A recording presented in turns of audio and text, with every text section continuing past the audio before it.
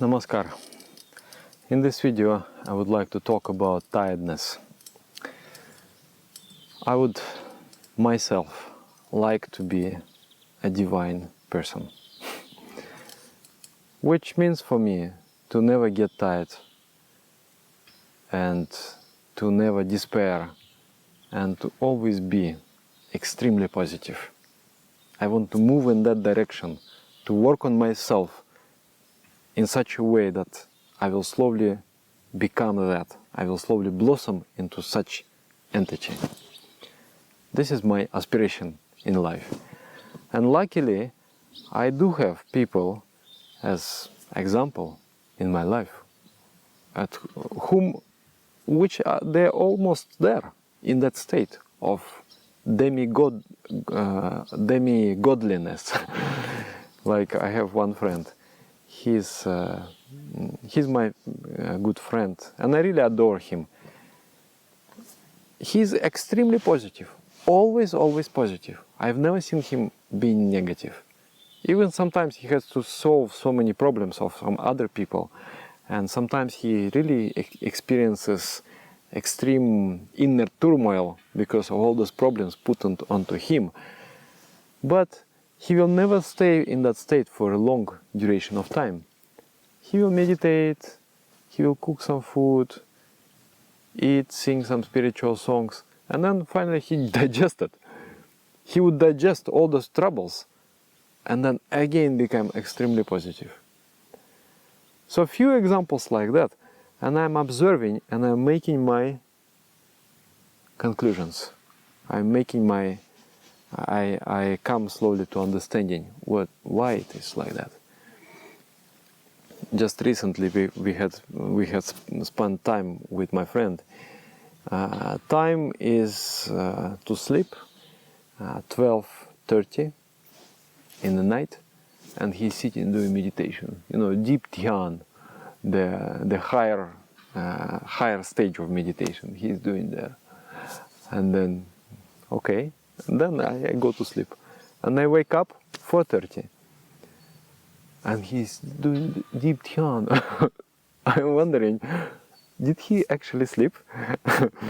What did he do? How is it? And I am, of course, for me, 4 hours, no way, it's not enough. I need to sleep like 6 hours to get satisfied. But for him, it seems okay. And the whole day he's able to give lectures, conduct meetings, solve problems, do so many things, as if there is a nuclear power station within. Then I was asking him, how is your life? What is your story? He said, you know, I was born in a family of sadhakas. My parents were doing meditation, my grandparents were doing meditation. And I was doing meditation from the age of 5. So mother would call me, hey, come, sit, meditate. And there is no choice. It is not that I want, that I don't want. I must sit and meditate. So whatever I could, I did from 5 years. And then when he became 18 years old, he became a sannyasi, adopted a monastic way of life. And then mother before controlled him and not allowed any bad things to enter his life. And then after that guru controlled him. And then he moved. He was not allowed to explore all the negativities of the universe. He was only, he was directed on the positive path. So when I look at him, I really adore. Even the eyes. When you look in the eyes, I'm just wondering, how is it possible? The eyes, they made of water actually. But why do I see so much fire there? Real fire, you know, really burning and inspiring. Just when I look, I get inspired. I also become a little bit like that. So it comes from the yogic lifestyle. Actually, what is this tiredness? It is nothing but tamoguna. Tamoguna means the energy of staticity. And that tamoguna comes out of environment. Sometimes we live in a static environment. Like mostly it is people create this static environment. People with their own wrong thinking, with their wrong habits, they create a sort of toxic environment. It can be toxic on the physical level, it can be toxic on the mental level. Toxic emotions, anger, hatred, lust, attachment, greed, pride, and so on. These kinds of emotions, they create toxicity in the mind. And then naturally we absorb all those energies from the external environment and we do become tired. So we must know how to overcome that energy. One way is on the physical level. On the physical level there are 4 things to be balanced. Food, purification of the body. There are 4 processes. We have to eat, then we have to purify. You eat, then you go to toilet. It's a part of your purification. Not only that, we need also to fast twice a month. And then all the toxins you clean out of your body. Then there is exercise. If you don't move, then you become stagnant. Again, you're under the spell of that energy. If you move, you become very healthy. And then finally rest. These 4 must be balanced. One of the first things to change if you want to achieve that pure state, of that blissful state, is changing the diet. There are foods which comes under category of the static food. Meat, fish, alcohol, tobacco, onion, garlic, mushroom. So these kind of foods, yogi avoids very carefully. And then just by changing food, the cells of the body, they will also change. And there will be a corresponding change in the state of your mind, in the state of your consciousness. It is really powerful. I was a very sicklish kind of child. I was constantly sick. I was constantly ill. And until 18 years old. When I became 18, I learned meditation, I learned yoga, and I started to follow the vegetarian diet. And then, since then, I never actually went to the doctor, apart from a few times I went to dentist. But otherwise, I was completely well all those years. And it was such a stark contrast between the life before and the life after. So it does work. Then also when you wake up, need to sleep not too much, not too little. So actually the right lifestyle is the balance, not too much, not too little. Find the exact measure, find the optimum way of life. I'm going to record one lecture which is called Prama, Dynamic Equilibrium, and there I will try to elaborate all those things regarding the lifestyle. So for now, I will mention the food, and that you go to sleep not so late, like 11 o'clock, and wake up also not so late, 5 o'clock or 6 o'clock, something like that. So that is one part, and that is on the physical level. But the mind is much more powerful than the body. If the body is completely kaput, broken, but the mind is positive, mind is strong, that body will not be allowed to fall apart. It will somehow go ahead. But if the mind is weak, then the strong body also is of no use. You cannot propel this body forward. You cannot mobilize that body. You will not be able to utilize the potentiality of that body. So mind is actually of primary importance, and then body comes next. You know, there is in psychiatry one story. There was a man, let's say, and he was a split personality disorder. He would one day wake up as a John, and next day he would wake up as a Peter.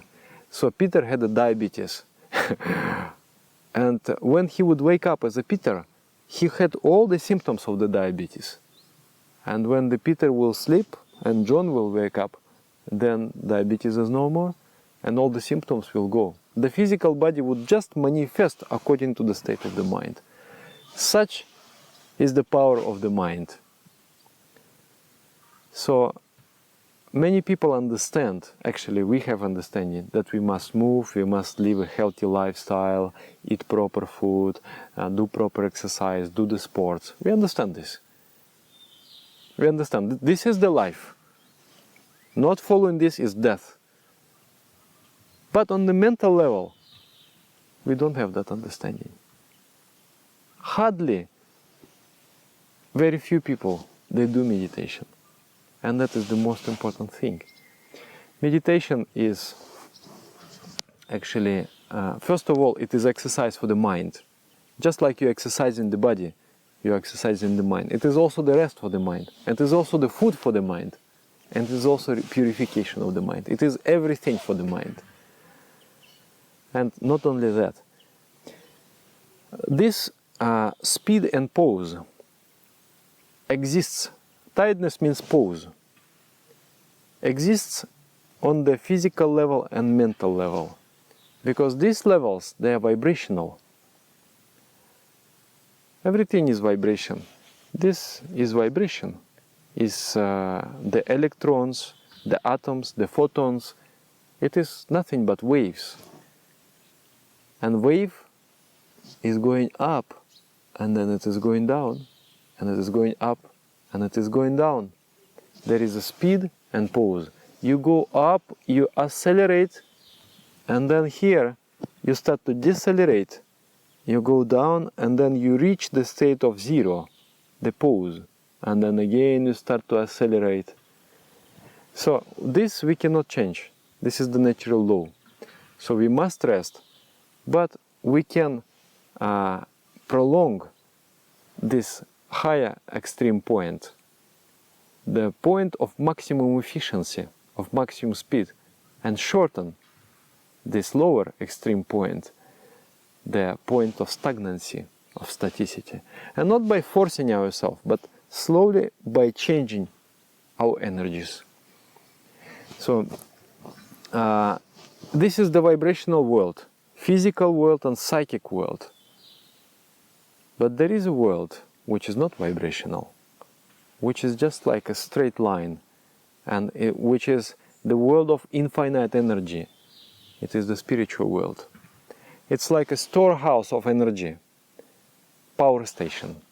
And if your mind touches that power station, there will be jerk of electricity, and you will feel immediately physically charged and mentally charged. And that charge, actually in my experience, we do meditation every day, twice a day.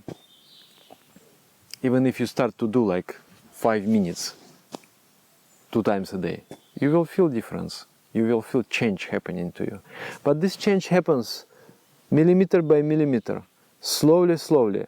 So it comes unknowingly. You don't see, because you are changing bit by bit. You don't see that change.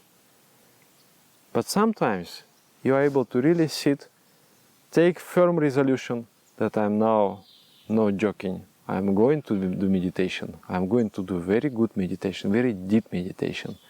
Then you sit, and you sit, and you sit 20 minutes, 30 minutes, 40 minutes, 1 hour. And then you come closer and closer to the spiritual realm, and then you touch it, and then you get inspired. That energy penetrates your mind, that energy penetrates your body, and then you just feel overwhelmed with that. When you open your eyes, sometimes it happens to me, I meditate and then I become a little bit more serious about meditation, and then it just comes. And then I cannot even hold that energy within. I must express it, and then I laugh, and then if I talk to somebody, there is an atmosphere of joy is created, and it is a beautiful feeling. Everyone in the environment becomes happy, including me. Everyone, there is this joy, and that energy, in my experience, it can nourish you for an entire week. Even once a week you do, very good meditation, the entire week you are just energized and you are very positive and you are very, there is the speed in your movement. And there will be inspirations, and you will feel that there are no actually obstacles that can hamper your development. You can overcome every kind of obstacle. And sometimes the heaviness of the mind comes. There are, we can talk like 10 hours about it. Why this happens? Why this happens? Why this heaviness comes? It is not possible always to do good meditation. But you do some meditation, and then little by little you change and change and change, and slowly you throw out that tamasic energy out of your body and mind, and slowly you become happier, lighter, you feel more joy. So meditation is extremely important thing. I recommend you to go through the course on meditationsteps.org. Do the 5 months course. Even you do 5 minutes twice a day meditation, but regularly, you will see a huge difference, and it will change your life forever. And if you do meditation, then of course you do it more. And then another thing is also spiritual connection. When you feel that I am moving by myself, I am drawing energy out of my own ego, out of my own smallness. I am small, so my energy is also a little. Then you get very fast tired. But if you are able to become a tool, an instrument for the infinite consciousness, for the infinite energy, then your energy never disappears. It is always there. I was just recently, I was in a tour, and it was very hard tour for me. I had to, I would come back home 12 o'clock in the night, and then next morning I have to go already 6 o'clock for the collective meditation. And that means 1 hour to go and half an hour take bath. So 4:30 I have to wake up, and for me it is not normal to sleep only 4 hours. And it was very tight, so it was very hard. And when I came back, my friends, they requested me to cook for the big festival, 700 people. So I had to cook, and I had to work from 10 o'clock until 11, 12 in the night. So, and then apart from that, I have to also find time to meet people, to teach them meditation, to give a lecture, this kind of things. So one morning I woke up and I already felt tired. I don't know how I'm going to handle this pressure the whole day. If I am already feeling tired, what will happen to me? So what did I do? I did prostration, lying flat on the ground like this, and I'm thinking like this: oh, Supreme Consciousness, I'm here for you.